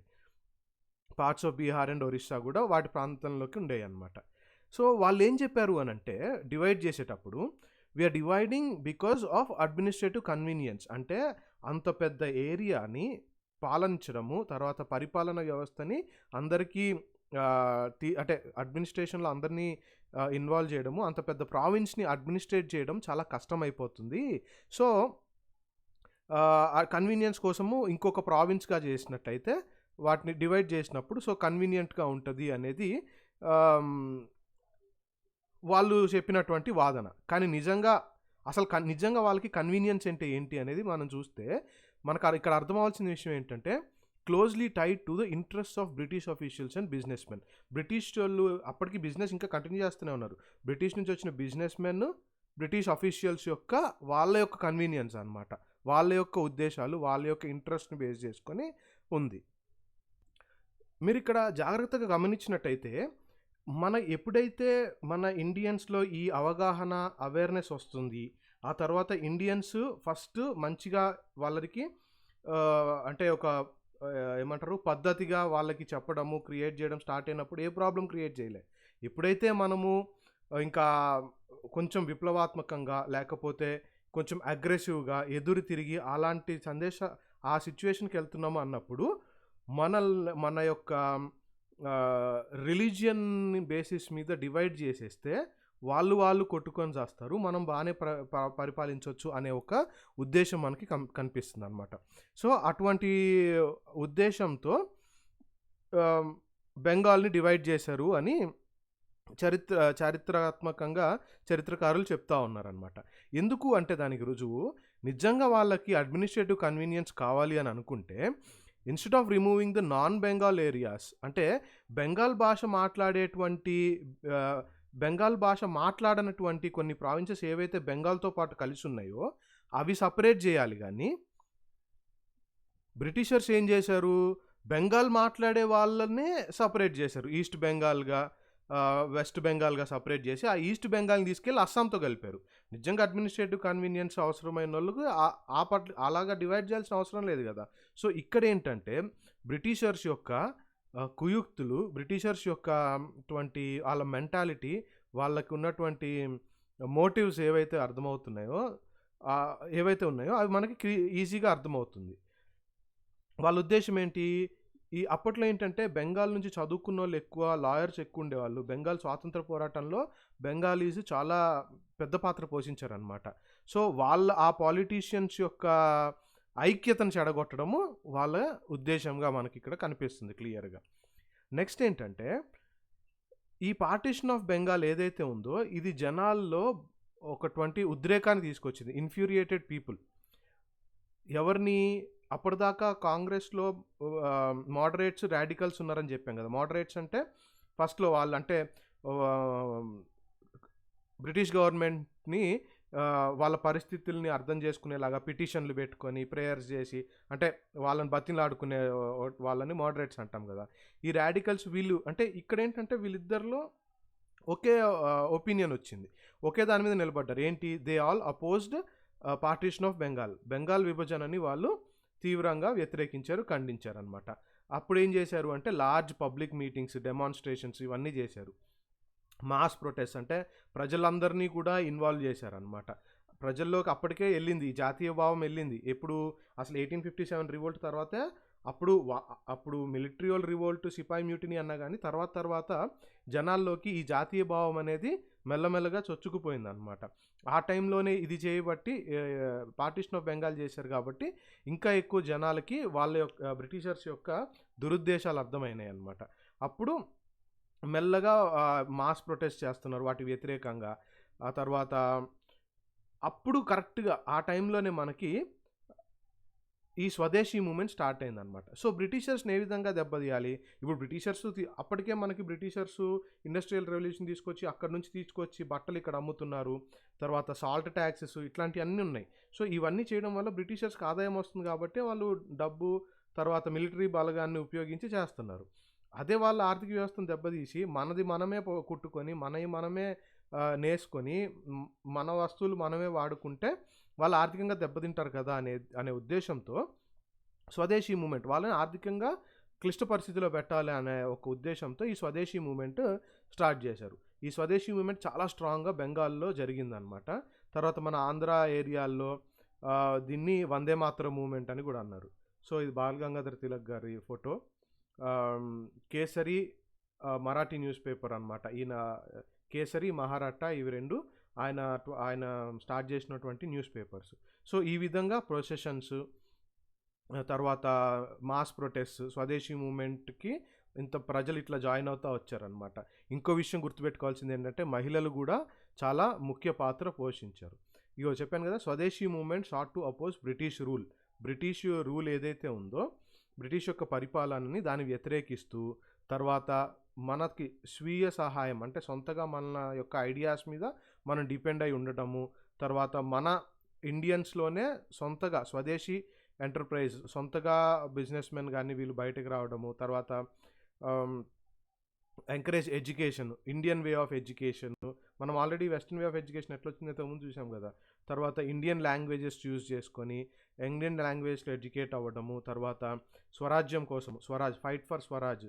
తర్వాత ఇదే టైంలో ఏమైంది అని అంటే రాడికల్స్ ఇప్పుడు ఆ ఐడియాలజికల్ భావజాలన అంటే వాళ్ళకి భావపరంగా ఉన్నటువంటి డిఫరెన్సెస్ ఉంటూనే ఉన్నాయి ఎవరికి, మోడరేట్స్కి ఎక్స్ట్రీమిస్ట్కి ఆర్ రాడికల్స్ అంటాం ఎక్స్ట్రీమిస్ట్ని. ఈ రాడికల్స్ ఏం చేశారంటే mass mobilization and boycott of British institutions and goods. అంటే ఇంకా బ్రిటిష్ ఇన్స్టిట్యూషన్స్ గూడ్స్ ఏవైతే ఉంటాయో వాటన్నిటికీ వ్యతిరేకం అనమాట. అంటే ఎక్కడి దాకా వెళ్ళారంటే బ్రిటిషర్స్ తీసుకొచ్చిన బట్టని తగలబెట్టడము, వాళ్ళు నిర్మించిన భవనాలు కానీ వాళ్ళు చేసినటువంటి విషయాలు ఏమున్నా కానీ వాటి వ్యతిరేకంగా వెళ్ళడము. సో ఆ పరిస్థితిలో ఆ విధంగా వీళ్ళు రాడికల్స్ వ్యవహరించారనమాట. సో ఇంకో సజెషన్ ఏం చేశారు, some individuals also began to suggest revolutionary violence. Revolutionary violence అంటే విప్లవాత్మకమైనటువంటి హింసని, అంటే హింస ద్వారా విప్లవాన్ని తీసుకురావాలి అనేది కూడా వాళ్ళు ఆ విధంగా బ్రిటిషర్స్ని ఎల్లగొట్టాలి అనేటువంటి సజెషన్ కూడా చేశారనమాట. ఇంకొన్ని విషయాలు అప్పుడు జరిగింది ఏంటంటే ఆ టైంలో జరిగినటువంటి మోస్ట్ ఇంపార్టెంట్ ఇష్యూస్ ఈ గుర్తుపెట్టుకోండి. ముస్లిం ల్యాండ్ లార్డ్స్ అందరూ నవాబ్స్ అందరూ కలిసి ఏం చేశారంటే ఆల్ ఇండియా ముస్లిం లీగ్ని ఫామ్ చేశారు అట్ ఢాకా, అంటే ఇప్పుడున్నటువంటి ఢాకా అనమాట బంగ్లాదేశ్లో. సో ఢాకాలో all India Muslim League establish చేశారు 1906లో. ఇది గుర్తుపెట్టుకోవాలి మీరు. సో ఈ ఇప్పటి నుంచి లీగ్ అంటే ముస్లిం లీగ్ అంటూ గుర్తుపెట్టుకోండి. ఈ లీగ్ ఏం చేసింది, supported the partition of Bengal. వీళ్ళు ఇక్కడ ఎందుకు సపోర్ట్ చేశారు అనేది నేను మెన్షన్ చేస్తాను. ఎందుకు అని అంటే ఎప్పుడైతే పార్టీషన్ ఆఫ్ బెంగాల్ని విభజిస్తున్నారో ఆ టైంలో ముస్లిమ్స్కి ఇంకొక సపరేట్ దేశము లేదా సపరేట్ ప్రాంతాన్ని కేటాయించి ఢాకాని క్యాపిటల్ చేస్తాము అని చెప్పి బ్రిటిషర్స్ వాళ్ళని ప్లీజ్ చేశారు. వాళ్ళ నుంచి అంటే వాళ్ళ యొక్క సపోర్ట్ కోసము రిలీజియన్ బేసిస్లో మనల్ని డివైడ్ చేస్తూ ముస్లిమ్స్కి వాళ్ళు సపోర్ట్గా ఉన్నారన్న ఉద్దేశంతో వాళ్ళు ఆ పర్టికులర్ బేసిస్ మీద వీళ్ళు పార్టీషన్కి ఒప్పుకున్నారు. ఆ తర్వాత పార్టీషన్ని ఎత్తేసారు అనుకోండి, అది వేరే విషయము. It desired separate electorates for Muslims. అంటే వాళ్ళు ఏమనుకున్నారు, సపరేట్ ఎలక్టరేట్స్ కమ్యూనల్ ఎలక్టరేట్స్ అంటాం అనమాట. అంటే ఈ కమ్యూనల్ ఎలక్టరేట్స్ అంటే ఏంటంటే ఇక్కడ చూడండి, some seats in councils are now reserved for ముస్లిమ్స్కి మాత్రమే రిజర్వ్ చేయబడి ఉంటాయి. ఆ పర్టికులర్ సీట్స్ ఏవైతే ఉంటాయో వాటికి ఓటు ఎవరు వేస్తారు, ముస్లిం ఓటర్సే వాళ్ళకు ఓట్లు వేస్తారు. సో ఆ కొన్ని ప్రదేశాల్లో వేరే వాళ్ళు ఉన్నప్పటికీ కూడా ఆ ప్రదేశాల్లో ముస్లిం ఓట్స్ బేసిస్ మీద ముస్లిమే ఎలెక్ట్ అవుతారు. మిగతా వాళ్ళంతా మైనారిటీలో ఉన్నారు కదా, వాళ్ళకి అసలు ఏమీ అందవు అనమాట. సో ఆ విధంగా ముస్లిమ్స్కి పవర్ ఇస్తున్నట్టు, ముస్లిమ్స్కి ప్రాతినిధ్యం వహించే ఒక ప్రొవిజన్ ఇస్తున్నట్టు కూడా క్రియేట్ చేశారు. వాటినే మనము సపరేట్ ఎలక్టరేట్స్ ఫర్ ముస్లిమ్స్ అంటే కమ్యూనల్ ఎలక్టరేట్స్ అంటాం అనమాట. ఈ డిమాండ్ ఎప్పుడు ఓకే చేశారు వీళ్ళు అని అంటే 1909లో ఈ డిమాండ్ కూడా ఒప్పుకున్నారనమాట. So this tempted politicians to gather a following distributing favours so ఇప్పటిదాకా జరిగిన సన్నివేశాలు ఏంటి అని అంటే, కాంగ్రెస్ 1885లో ఎస్టాబ్లిష్ చేయబడింది, Indian National Congress. So establish చేయబడిన తర్వాత కొంతకాలము మోడరేట్స్ వాళ్ళ ఏ విధంగా వ్యవహారాలు నడిపించారో చూసాము. ఆ తర్వాత అందులోనే ఇంకొక ఐడియాలజీ ఉండే వాళ్ళని కూడా చూసాము, వాళ్ళని ఎక్స్ట్రీమిస్ట్స్ అన్నాము. ఇప్పుడు ఇంకొక డైమెన్షన్ ఏంటి, ఈ ముస్లిం లీగ్ వాళ్ళు వచ్చిన తర్వాత 1905లో మనకి పార్టీషన్ ఆఫ్ బెంగాల్ జరిగిన తర్వాత ఈ మెయిన్ క్యారెక్టర్స్లోకి ముస్లిం లీగ్, ముస్లిం యొక్క ఇంట్రెస్ట్ కూడా వచ్చినాయి అన్నమాట. ఈ పాయింట్ ఆఫ్ టైంలో 1907లో ఈ మోడరేట్స్, ఎక్స్ట్రీమిస్ట్స్ వాళ్ళు పాటించాల్సిన విధి విధానాల్లో చాలా డిఫరెన్సెస్ వచ్చేసినాయి. ఒక మోడరేట్స్ ఏమంటారంటే ఈ బాయ్కాట్ చేయడము ఇవన్నీ వద్దు అని వాళ్ళు అంటారు. ఎక్స్ట్రీమిస్ట్స్ ఏమో బాయ్కాట్ చేద్దాము, పైన మెన్షన్ చేసాం కదా రెవల్యూషనరీ వైలెన్స్కి కూడా వెళ్ళినా పర్లేదు అన్న ఒక ఉద్దేశం అన్నమాట. ఈ విధంగా ఎప్పుడైతే డిఫరెన్సెస్ వచ్చినాయో వాళ్ళకి కాంగ్రెస్లోనే స్ప్లిట్ జరిగిందనమాట, విభజన జరిగింది భావజాలన బేసిస్. అంటే ఎటువంటి విధి విధానాలతో మనము మన నేషనల్ మూమెంట్ని ముందుకు తీసుకెళ్లాలో ఆ బేసిస్ మీద ఐడియాలజీస్లో డిఫరెన్సెస్ వచ్చినాయి. దీన్ని మనము సూరత్ స్ప్లిట్ అంటాం. ఎందుకంటే సూరత్లో జరిగినటువంటి ఈ కాంగ్రెస్ మీటింగ్ ఏదైతే ఉంటుందో దానిలో వీళ్ళిద్దరి మధ్యలో విభజన వచ్చి స్ప్లిట్ అయిందనమాట. ఈ స్ప్లిట్ అయిన తర్వాత ఏమైంది, ఈ కాంగ్రెస్ అంతా ఎవరు డామినేట్ చేశారు, మోడరేట్స్ డామినేట్ చేశారనమాట. ఈ టైంలో ఇప్పుడు ఈ తిలక్ ఇంకో ఇద్దరు ఫ్రీడమ్ ఫైటర్స్ ఉన్నారు చూసాం కదా, లాల్ బాల్ పాల్ అని. సో వీళ్ళేంటి, కాంగ్రెస్లో మోడరేట్స్ డామినేట్ చేశారు కదా, అందుకని వీళ్ళు బయట నుంచి, కాంగ్రెస్లో కాకుండా బయట నుంచి వీళ్ళు స్వతంత్ర పోరాటం కొరకు వీళ్ళు చేయాల్సిన పనులు చేశారనమాట. So functioning from out side, కాంగ్రెస్లో కాకుండా బయట కొన్ని ప్రజల్లోకి వెళ్ళి పనిచేయడము, ప్రజల్లోకి ఈ పర్టికులర్ వాళ్ళు నమ్మిన విధి విధానాలు తీసుకెళ్ళడము. సో ఇట్లాంటివన్నీ వాళ్ళు చేస్తూ ఉన్నారు. ఎప్పుడు ఈ స్ప్లిట్ అయిన తర్వాత మళ్ళీ ఈ టూ గ్రూప్స్ రెండు రీయునైటెడ్. ఎప్పుడు రీయునైట్ అయ్యారు, డిసెంబర్ 1915లో రీయునైట్ అయ్యారనమాట. Next year the Congress and Muslim League signed a historic Lucknow pact. So ఎప్పుడు మోస్ట్లీ ఎక్స్ట్రీమిస్ట్స్, మోడరేట్స్ కలిశారు. ఆ తర్వాత ఏంటంటే ముస్లిం లీగ్ అనేది ఒక సపరేట్ ఎంటిటీ వచ్చిందని చెప్పాం కదా. ఆ తర్వాత ఏమైంది, లక్నో సెషన్లో కాంగ్రెస్, ముస్లిం లీగ్ కూడా కలిసి ఒక ప్యాక్ట్కి వచ్చారనమాట. చారిత్రాత్మకంగా ఒక పర్టికులర్ ప్యాక్ట్ని లేదా ఒక పర్టికులర్ డాక్యుమెంట్ని సైన్ చేశారు. ఏమని, కలిసి work together for representative government in the country. అంటే మన కంట్రీలో ఒక ప్రాతినిధ్యత వహించేటువంటి ఒక ప్రభుత్వం కోసము పోరాడాలి అనేది అప్పుడు వాళ్ళు డిసైడ్ అయ్యి కలిశారనమాట. సో మధ్యలో స్ప్లిట్ అయింది. ఇప్పుడు ముస్లిం లీగ్ వాళ్ళు కలిశారు, మోడరేట్స్, ఎక్స్ట్రీమిస్ట్ కూడా కలిశారనమాట. ఇది ఇలా ఉండగా నెక్స్ట్ ఏంటంటే the growth of mass nationalism.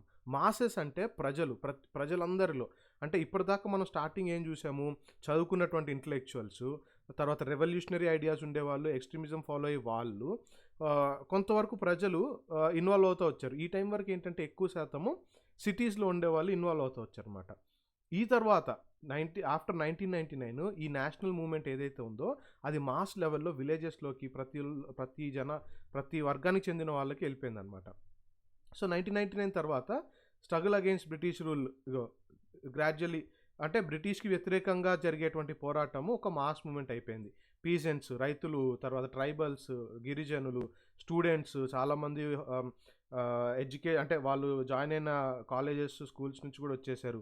Women కూడా చాలా అధిక సంఖ్యలో పాల్గొన్నారు అనమాట. ఫ్యాక్టరీ వర్కర్స్, బిజినెస్ గ్రూప్ వాళ్ళు, ఈ విధంగా వీళ్ళు సపోర్టు వస్తూ ఉందన్నమాట. అదే టైంలో ఏమైంది, మనకందరికి తెలుసు కదా, అదే టైంలో ప్రపంచంలో జరుగుతున్న విషయాలు ఏంటిది, 1914 నుంచి 1919 మధ్యలో 1918 వరకు ఏం జరిగింది, ఫస్ట్ వరల్డ్ వార్ జరిగింది. ఈ ఫస్ట్ వరల్డ్ వార్ ఏం చేసింది అని అంటే మన యొక్క ఆర్థిక వ్యవస్థ, తర్వాత రాజకీయ పరిస్థితుల్ని ఒక గణనీయంగా మార్చేసింది అనమాట. చాలా మేజర్ డిఫరెన్సెస్ వచ్చినాయి. ఏ విధంగా అంటే ఎప్పుడైతే వరల్డ్ వార్ 1 జరుగుతూ ఉందో ఆ వరల్డ్ వార్ 1 కొరకు డిఫెన్స్ ఎక్స్పెండిచర్ పెంచేశారు గవర్నమెంట్ ఆఫ్ ఇండియా. అంటే గవర్నమెంట్ ఆఫ్ ఇండియా అన్నానంటే అప్పుడు గవర్నమెంట్ ఆఫ్ ఇండియా ఎవరు, బ్రిటిషర్స్ అనమాట. సో డిఫెన్స్ ఎక్స్పెండిచర్ పెంచేశారు. ఎక్స్పెండిచర్ పెరిగింది కాబట్టి దానికి కావాల్సిన రెవెన్యూ అవసరం కదా, దానికి ఆదాయం కావాలి కదా. అందుకని ఏం చేశారు, ట్యాక్సెస్ పెంచారు. ఏది individual income tax, business profits మీద వీటి ట్యాక్సెస్ పెంచారు. మిలిటరీ ఎక్స్‌పెండిచర్ పెంచారు. ఎందుకు అనంటే అప్పుడు వరల్డ్ వార్ జరుగుతుంది కదా! వరల్డ్ వార్ జరుగుతున్న పరిస్థితుల్లో వార్‌కి కావాల్సినటువంటి సప్లైస్ ఏవైతే ఉంటాయో, ఆ సప్లైస్ వార్‌కి కావాల్సినయి పంపియాలి కాబట్టి మిలిటరీ ఎక్స్‌పెండిచర్ కూడా పెరిగిపోయింది. సో, ఇప్పుడు ఇండియాలో పరిస్థితి ఏంటి? సప్లైస్ అన్నీ వార్ కోసం అని చెప్పి అటెళ్తున్నాయి. ఇండియాలో ఆహ్, డిమాండ్ అంతే ఉంది. కానీ సప్లై లేదు. అంటే జనాలకి ప్రొడక్ట్స్ గానీ, ఏవైనా గానీ అవైలబిలిటీలో లేవు. కాకపోతే డిమాండ్ అంతే ఉంది. సో, ఆబ్వియస్‌లీ కాన్సిక్వెన్స్ ఏమవుతది? షార్ప్ రైజ్ ఇన్ ప్రైసెస్ పెరిగిపోతాయన్నమాట. ఈ ప్రైసెస్ పెరగటం వల్ల కామన్ పీపుల్ చాలా ఇబ్బందులు ఎదుర్కొన్నారు. అదే కాకుండా ఈ టైంలో కొంచెం బాగా ప్రాఫిట్ సంపాదించింది ఎవరనంటే business groups reaped fabulous profits from the war. ఎందుకు అనంటే ఈ బిజినెస్ పీపుల్ ఏం చేశారు? వార్‌కి కావాల్సిన సప్లైస్, కాంట్రాక్ట్స్ వీళ్ళు తీసుకోవడము, లేదా వార్‌కి కావాల్సిన ఆ వార్ క్రియేట్ చేసిన సిట్యుయేషన్‌ని వీళ్ళు క్యాష్ చేసుకొని ఆహ్, అమ్మడము, కొనడము ఇవి చేస్తా ఉన్నారనమాట. సో, అప్పుడు ప్రాఫిట్స్ వాళ్ళకి బాగా వచ్చినాయి. The war created a demand for industrial goods. So, దేనికి? జూట్ బ్యాగ్స్, క్లాత్స్, రైల్స్ వీటన్నిటి అవసరం వచ్చింది వార్ వల్ల. So, and caused the decline of imports from other countries into India. So, ఏమైంది అనంటే అప్పుడు వేరే కంట్రీస్ నుంచి ఇండియాకి ఇంపోర్ట్స్ అంటే దిగుమతి రావట్లేదు అప్పుడు. వేరే కంట్రీస్ నుంచి ఇండియాకి దిగుమతి లేదు. సో, కానీ ఇండియాలో మాత్రం ఈ జూట్ బ్యాగ్స్‌కి, క్లాత్స్‌కి, రైల్స్‌కి డిమాండ్ వచ్చింది. సో, అప్పుడు అల్టిమేట్‌గా ఏంటి? ఈ లోకల్‌లో ఉండే బిజినెస్ మెన్ ఎవరైతే ఉంటారో ఇండియాలో ఉన్నోళ్ళు, వాళ్ళు బిజినెస్ చేసి ఇండియాలో కావాల్సినటువంటి అవసరతలన్నిటికీ కొనడం, అమ్ముడుపోవడం చేయడం వల్ల అక్కడ వాళ్ళకి ప్రాఫిట్స్ బాగా వచ్చినాయన్నమాట. సో, ఆర్థిక పరంగా వరల్డ్ వార్‌లో జరిగిన పరిస్థితులు మన మీద ఇంపాక్ట్ పడినాయి అన్నమాట. ఈ వార్ జరిగే టైంలోనే ఇప్పుడు మనకి చాలా ప్రొడక్ట్స్ అవసరం కదా! వార్‌కన్నీ వేరే కంట్రీస్ నుంచి అన్నీ అటు వెళ్ళిపోతున్నాయి. ఇండియాలో అవసరం కాబట్టి ఇండియాలో ఇండస్ట్రీస్ పెరగాలి. అదే టైంలో ఇండస్ట్రీస్ ఎక్స్‌పాండ్ అయినాయి అన్నమాట వార్ టైంలోనే ఇండియాస్ ఎక్స్‌పాండ్ అయినాయి. ఇండియన్ బిజినెస్ గ్రూప్స్ వాళ్ళకి గ్రేటర్ ఆపర్చునిటీస్ వచ్చినాయి. వాళ్ళు గ్రేటర్ ఆపర్చునిటీస్ డిమాండ్ చేశారు. ఇండియాలో ఇప్పుడు డిమాండ్ అంతే ఉంది, సప్లై లేదు. ఆ సప్లైని మ్యాచ్ అవ్వాలంటే బిజినెసెస్ క్రియేట్ అయినాయి. సో, ఆ బిజినెసెస్ ఏంటంటే మంచిగా ప్రాఫిట్స్ సంపాదించుకోగలిగారనమాట. సో, ఎప్పుడైతే ఈ వార్ జరగడం స్టార్ట్ అయిందో అప్పుడు బ్రిటిష్‌కి మోస్ట్ ఇంపార్టెంట్ అవసరం ఏమైంది అనంటే ఆర్మీని ఎక్స్‌పాండ్ చేసుకోవాలి. ఆర్మీని పెంచుకోవాలి అన్నటువంటి ఒక ఆలోచనొచ్చి వాళ్ళు ఈ విలేజెస్‌లో ఎవరైతే ఉన్నారో విలేజెస్‌లో ఉండే ప్రజల్ని ఫోర్స్ చేసి, ప్రెషరైజ్ చేసి ఆర్మీగా, సోల్జర్స్‌గా రిక్రూట్ చేసి వాళ్ళని అబ్రాడ్ పంపించారు. అంటే ఇప్పుడు మనం ఆ టైంలో మనం పోరాడుతుంది ఎవరి తరపున? బ్రిటిషర్స్ తరపున.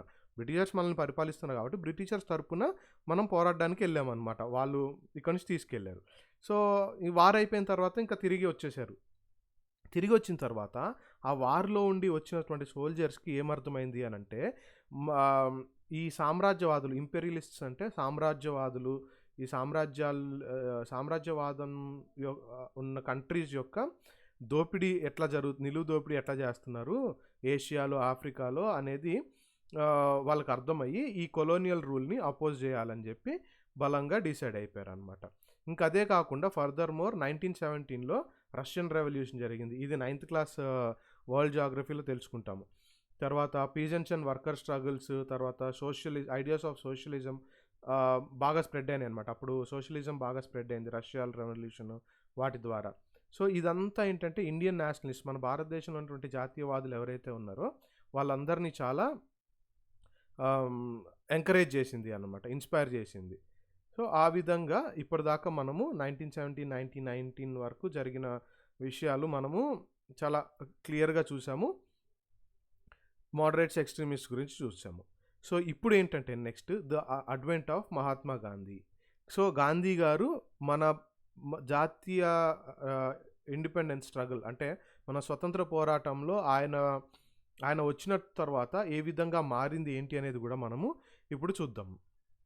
సో, గాంధీ గారు ఎంత పెద్ద మాస్ లీడర్‌గా అయిపోయారో మనందరికీ తెలిసిన విషయమే. సో, ఈయన ఏంటంటే ఆయన 46 సంవత్సరాల వయసు ఉన్నప్పుడు 1915లో సౌత్ ఆఫ్రికా నుంచి ఇండియా వచ్చాడనమాట. అప్పటికే ఆయన సౌత్ ఆఫ్రికాలో ఉన్నటువంటి ఇండియన్స్, మీకు అంతకుముందు చెప్పా కదా! ప్లాంటేషన్‌లో వర్కర్స్ కోసము ఇండియా నుంచి ప్లాంటర్స్‌ని తీసుకెళ్ళి బ్రిటిషర్స్ వేరే దగ్గర పని చేయించుకునే వాళ్ళని చెప్పా కదా! ఆ విధంగా సౌత్ ఆఫ్రికా ఎళ్ళిన ఇండియన్స్ ఎదుర్కొన్నటువంటి క్లిష్ట పరిస్థితుల్లో ఆయన నాన్ వయలెన్స్ అంటే అహింసని పాటిస్తూ అక్కడ జరిగినటువంటి జాతి వివక్షని ఆహ్, ఏ విధంగా ఎదుర్కొన్నాడు, అహింసని యూజ్ చేసుకొని జాతి వివక్షని ఏ విధంగా పోరాడాడు, ఏ విధంగా ప్రశ్నించాడో మనం చూసాం. అందుకని ఆయన చాలా రెస్పెక్టెడ్ లీడర్, చాలా గౌరవం పొందిన వ్యక్తి అనమాట. ఆఫ్రికాలో చాలా క్యాంపెయినింగ్స్ చేశాడు. ఆహ్, అక్కడున్నప్పుడు ఏంటంటే ఆయనకి అన్ని వర్గాల వాళ్ళతో ఆయనకి ఒక మంచి సంబంధం ఏర్పడిందనమాట. హిందూస్ గానీ, ముస్లిమ్స్ గానీ, పార్సీస్ గానీ, క్రిస్టియన్స్ గానీ అన్ని వర్గాల వాళ్ళు. తర్వాత మర్చెంట్స్, లాయర్స్ వీళ్ళందరితో మంచి సంబంధం ఏర్పడింది.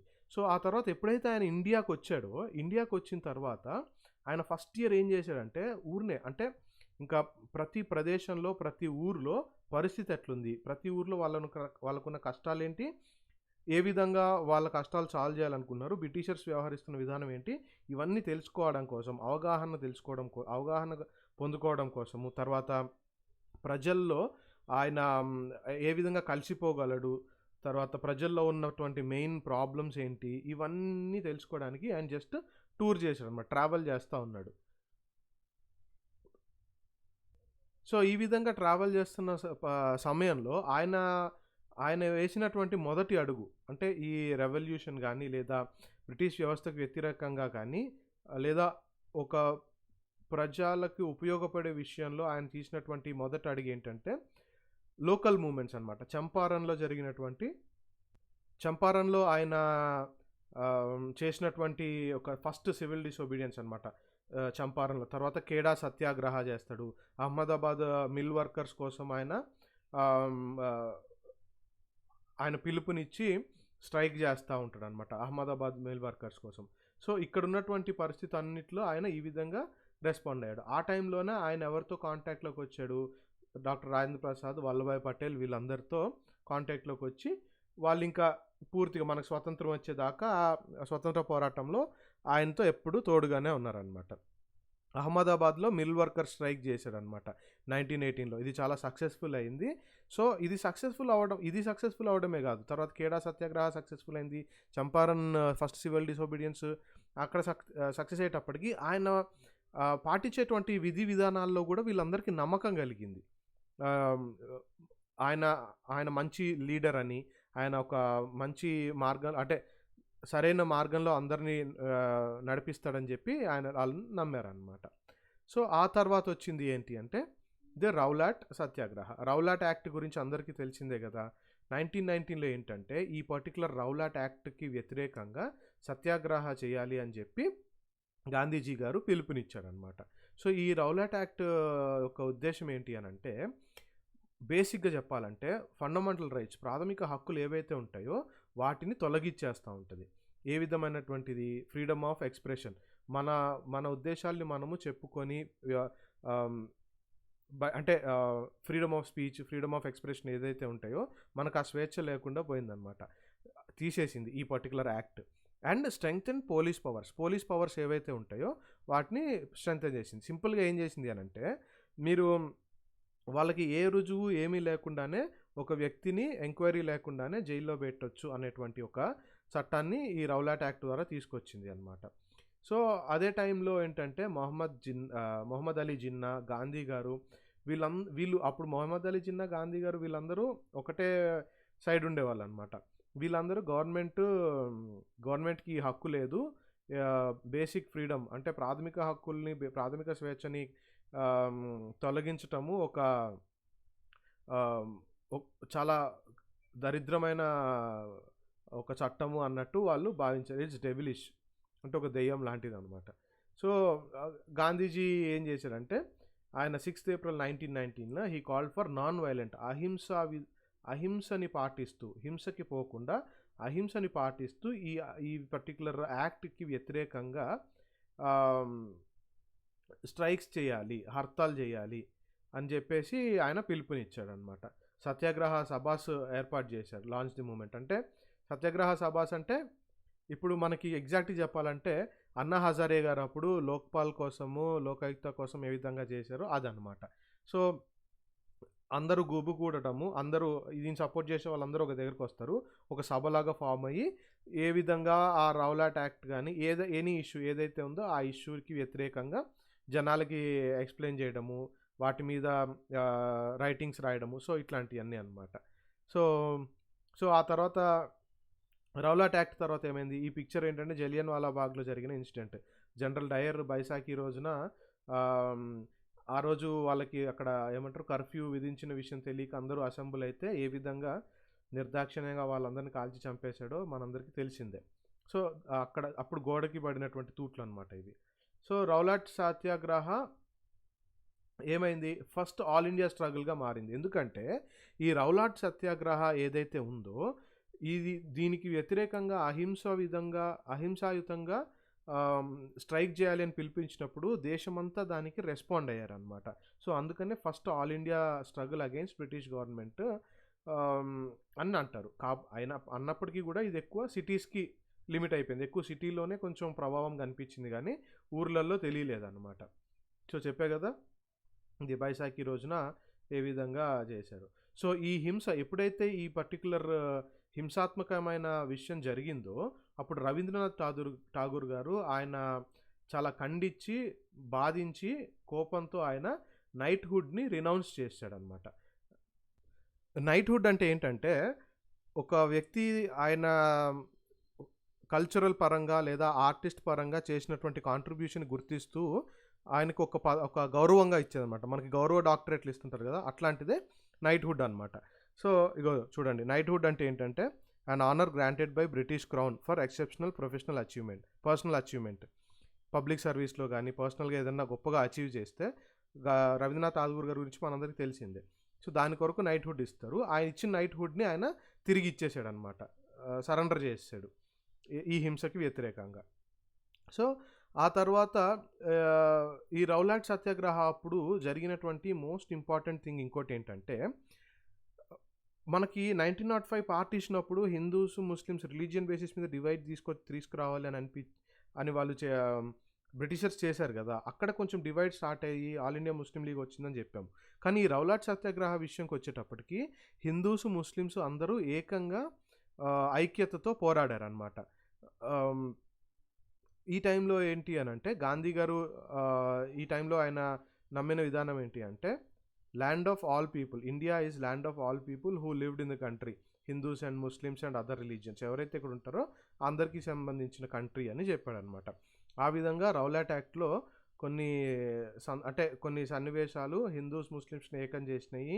తర్వాత ఆహ్, నాన్ వయలెంట్ మెథడ్స్‌లో మనం ఎట్లాగా సత్యాగ్రహం పాటించి నాన్ వయలెంట్ మెథడ్స్‌లో గూడా మనకు వాళ్ళకి వ్యతిరేకంగా పోరాడొచ్చు అన్నది గాంధీ గారు క్లియర్‌గా తెలియజేశారనమాట. నెక్స్ట్ మనం చూడబోయేది Khilafat agitation and non cooperation movement. So, ఇది ఇప్పటిదాకా పార్ట్ 1 అని చేసుకోండి. ఎందుకంటే 2 లెంతీ అవుతది. కొంచెం ఎలాబొరేట్ ఎక్స్‌ప్లనేషన్ ఉండడం వల్ల. సో, పార్ట్ 2తో మళ్ళీ కలుస్తాను. ఇది జాగ్రత్తగా చదవండి. బాగా అర్థం చేసుకోండి. టైమ్ లైన్స్ చూసుకోండి.